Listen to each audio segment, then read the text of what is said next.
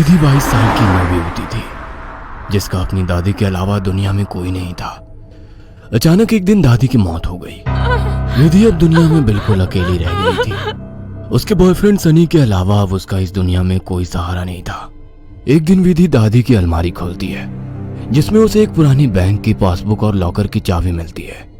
विधि बहुत हैरान हो जाती है। वह जानती थी दादी कितनी मुश्किलों से घर चला रही थी। फिर ऐसे में उनके पास से मिली ये लॉकर की चाबी देखकर विधि के मन में सवालों की झड़ी लग गई थी। ऐसा क्या है उस लॉकर में जिसके बारे में दादी ने उसे आज तक नहीं बताया। सवाल बहुत सारे थे जिनका जवाब ढूंढना था। दादी की डेथ सर्टिफिकेट लेकर जब वो बैंक पहुंची तो उसे दादी की लॉकर का एक्सेस मिल गया। उत्सुकतावश उसने लॉकर खोला तो उसमें सिर्फ उसे कुछ कागज दिखाई दिए। विधि कागज लेकर घर लौट आई। उन कागजों के मुताबिक मंथनपुर में एक बड़ी हवेली दादी के नाम थी। इतनी बड़ी हवेली है दादी के पास और हम सालों से इस 2 कमरे के किराए के मकान में जी रहे हैं। ऐसा क्यों किया दादी ने? खैर जो भी बात हो, अब तो ये हवेली मेरी है। मैं कल ही मंथनपुर के लिए निकलती हूँ। अगले ही दिन वो मंथनपुर के लिए निकल गई थी। बड़ी अजीबोगरीब सी जगह थी ये। मेन रोड से हवेली की तरफ जाने वाली सड़क बिल्कुल सुनसान थी। गाड़ी तो क्या, पैदल चलता हुआ भी कोई इंसान नहीं दिख रहा था।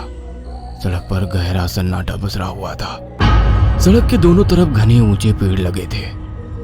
इतने पेड़ पौधे होने पर भी वहां किसी भी पक्षी का कलरव नहीं था। कोई जानवर नहीं। धीरे धीरे अंधेरा हो रहा था। सड़क किनारे लगे घने पेड़ अब जंगल की तरह दिखाई पड़ रहे थे। सड़क पर फैली खामोशी अब विधि को डरा रही थी। कुछ ही देर में वो पैदल चलते हुए हवेली तक पहुंच गई थी। हवेली काफी पुरानी दिखाई पड़ रही थी। ऐसा लगता था कि सालों से वहां किसी ने पैर ही नहीं रखा।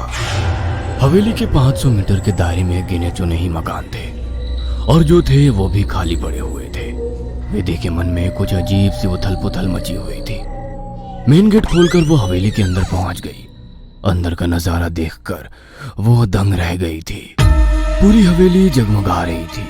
अंदर महंगे फर्नीचर और सजावटी सामान देखकर विधि का मुंह खुला का खुला रह गया था। अरे वाह, ये हवेली तो बहुत वेल मेंटेन्ड है। लगता है यहाँ जरूर कोई रहता है। हेलो, कोई है? कोई है यहाँ? विधि पूरी हवेली में घूमकर वहां रहने वाले व्यक्ति को ढूंढ रही थी। ढूंढते ढूंढते वो हवेली के अंदर आकर देखने लगती है। तभी एक बूढ़ी औरत ना जाने कहां से विधि के सामने आ जाती है। बूढ़ी के चेहरे पर गहरी झुर्रियां थी और कमर झुकी हुई थी। काला लबादा पहने, आधा मुंह पल्लू में छिपाए, वो औरत बेहद डरावनी लग रही थी। आउच! डरा दिया आपने। क्यों आई हो यहाँ? लौट जाओ। मैं कहीं नहीं जाने वाली। ये मेरी हवेली है। बाय द वे, आप कौन?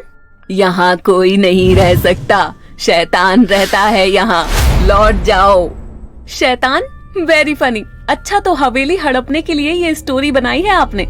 विधि कुछ कहने वाली होती है, तभी वो देखती है कि बूढ़ी औरत हवेली की ओर देखकर कुछ सकपका गई है और अपना चेहरा ढकते हुए वो अचानक ही अंधेरे में कहीं गायब हो जाती है।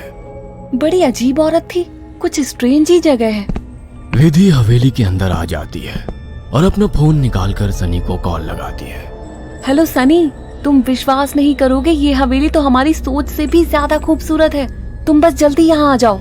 हाँ, मैं आज रात को ही निकलता हूँ। सुबह मिलते हैं, बाय। अगले दिन सुबह सनी भी हवेली पहुंच गया था। अरे यार, कहाँ फंसा दिया विधि ने। अंदर जाने तक का रास्ता नहीं है। हर तरफ झाड़ियाँ, पेड़ पौधे। ऊपर से मुझे कहा कि मेरी सोच से भी ज्यादा खूबसूरत है हवेली माय फुट। सनी बड़बड़ाता हुआ मेन गेट से अंदर जा रहा था। बाहर का कंपाउंड क्रॉस करने के बाद अब वो दरवाजे के सामने था। उसके नॉक करने से पहले ही दरवाजा खुद ब खुद खुल गया। सनी हैरान रह गया था। अंदर पहुंचकर उसने देखा हॉल में कोई भी नहीं है। विधि को पुकारते हुए वो अंदर बेडरूम की ओर बढ़ गया। बेडरूम के अंदर का नजारा देखकर सनी ने दांतों तले उंगलियां दबा ली। विधि अंदर बेड पर बैठी हुई थी। उसके लंबे बाल खुले हुए थे और उसके चेहरे को ढके हुए थे। बालों के बीच से उसकी लाल खून आंखें दिखाई पड़ रही थी। दोनों हाथ और पैरों की मदद से वो बेड पर ऐसे बैठी हुई थी मानो कोई जानवर हो। उसकी खूबसूरती गुलाबी त्वचा जगह जगह से कटी थी और सफेद पड़ गई थी। विधि को देखकर सनी जोर से चिल्लाया, विधि, ये क्या हो गया तुम्हें? सनी की बात सुनकर विधि ने डरावने अंदाज में गर्दन टेढ़ी की। अब उसके चेहरे पर से कुछ बाल हट गए थे। वह भयानक आवाज के साथ हंसने लगी। उसके मुंह से किसी जानवर की तरह लार गिर रही थी। अचानक ही वह पूरी ताकत से चिल्लाई। विधि के बाल हवा में उड़ रहे थे और चेहरा चीखते हुए और भी भयानक होता जा रहा था। काले दांत और सफेद पड़ चुकी आंखें आकार में बड़ी होती जा रही थी। सनी के अंदर और देख पाने की ताकत नहीं बची थी। अपनी पूरी ताकत लगाकर वो कमरे से बाहर की तरफ भागा।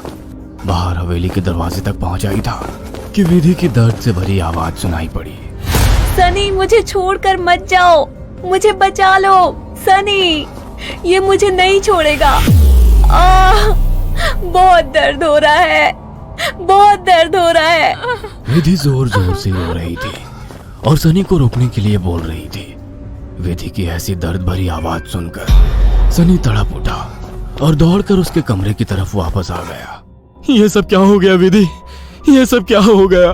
मैं क्या करूं, बोलो।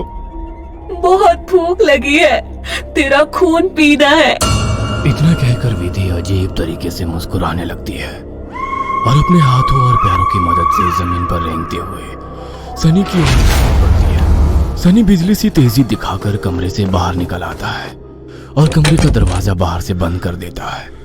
सनी की कुछ समझ नहीं आ रहा था। वह विधि की मदद करना चाहता था। उसे ऐसी हालत में छोड़ना उसे मौत के मुंह में धकेलने जैसा था। वह बाहर जाकर मदद मांगने का निर्णय लेता है और तुरंत बाहर निकल आता है। हवेली के अंदर दूर दूर तक केवल सन्नाटा छाया हुआ था। अंदर से रह रहकर विधि की दर्द भरी चीखें सुनाई दे रही थी। मदद की उम्मीद में सनी दौड़ते हुए आगे भागे जा रहा था। तभी उसकी नजर एक चर्च पर पड़ी। चर्च काफी जर्जर हालत में था। सनी इधर उधर देखता हुआ अंदर पहुंच गया। दोनों हाथ आपस में बांधकर वो फूट फूट कर रो रहा था। Please God help me, please. कहाँ जाऊं मैं? किससे मदद मांगू? प्लीज। कोई प्रॉब्लम है क्या? मुझे बता सकते हो? फादर की बात सुनकर सनी सारी बातें फादर को बता देता है। परेशान मत हो डियर, मैं तुम्हें हॉली वाटर दे रहा हूं। जाकर अपनी गर्लफ्रेंड के ऊपर छिड़क देना। God bless. Sunny holy water लेकर हवेली लौट आया था। उसने विधि के रूम का दरवाजा खोला तो वो दीवारों पर चल रही थी। उसके मुंह से खून बह रहा था और वो जोर जोर से हंस रही थी। दरवाजा खोला देख उसने टेढ़ी सी नजर से सनी को देखा और दीवार से नीचे कूदकर उसकी ओर बढ़ने लगी। सही समय पर सनी ने हॉली के ऊपर छिड़क दिया। एक जोरदार चीख के साथ दूर जा गिरी और एक काला सा साया कमरे से बाहर की तरफ जाता हुआ दिखाई दिया। विधि, वो चला गया। तुम ठीक हो? हाँ, वो चला गया, लेकिन अब वो अकेला नहीं आएगा। वो बुढ़िया सही कहती थी, ये घर नहीं शैतान का बसेरा है। यहाँ एक नहीं 5 शैतानी ताकत है। जल्दी चलो विधि, हम यहाँ से दूर निकल जाएंगे। सनी विधि को सहारा देकर ले जाने लगता है। तभी विधि की आंखें पलट जाती है और वो सनी को दूर धकेल देती है। सनी जाकर दीवार में टकरा जाता है। तभी फादर वहां आ जाते हैं। मैं जानता था यहाँ एक नहीं बल्कि कई शैतान हैं जो तुम्हें नुकसान पहुंचाने की कोशिश जरूर करेंगे। तुम्हारी दोस्त पोजेस्ड है, यह आसानी से उसका शरीर नहीं छोड़ेंगे। मुझे ही कुछ करना होगा। फादर हॉली वाटर को विधि पर छिड़कते हैं जिससे कुछ पल के लिए शैतान कमजोर हो जाता है। उसी समय वे दोनों उसे बेड से बांध देते हैं। उसके बाद फादर प्रेयर बोलने लगते हैं और वाटर की कुछ बूंदें उसके ऊपर गिराने लगते हैं। विधि पूरी ताकत लगाकर चीख रही थी। फिर कुछ देर बाद अचानक उसने चीखना बंद कर दिया। भयंकर सी आवाज में उसने कहा, ये मेरा शिकार है, तुझे क्या लगता है इसे बचा लेगा? इसके बाद विधि ने झटके से अपने दोनों हाथों पर बंधी रस्सी को खींचकर तोड़ दिया और अपने हाथों और पैरों को उल्टी दिशा में मोड़ने लगी। कट कट की आवाज के साथ उसकी हड्डियों के टूटने की आवाज आ रही थी। विधि की दिल को चीरती चीखों को सुनकर सनी की आंखों से भी आंसू बह रहे थे। फादर ने वाटर छिड़कते हुए विधि के चारों ओर एक गोला बना दिया। अब वो उस गोले से बाहर नहीं आ पा रही थी। फादर लगातार प्रेयर कर रहे थे। अचानक कड़ाक की आवाज आई और विधि की गर्दन पीछे की तरफ घूम गई। विधि का शरीर निढाल होकर जमीन पर गिर गया। सनी पागलों की तरह विधि विधि चिल्ला रहा था। फादर के लिए इस समय सनी की जान बचाना जरूरी था, इसलिए वे उसे घसीटते हुए हवेली से बाहर ले आए और दरवाजे पर वाटर छिड़क कर वहां से बाहर आ गए। सनी अभी भी जमीन पर सिर टिकाकर फूट फूट कर रो रहा था और फादर की आंखों में भी को ना बचा पाने की तकलीफ साफ दिखाई दे रही थी। हेलो दोस्तों, ऐसी ही और स्टोरी देखने के लिए हमारे चैनल को सब्सक्राइब जरूर करें।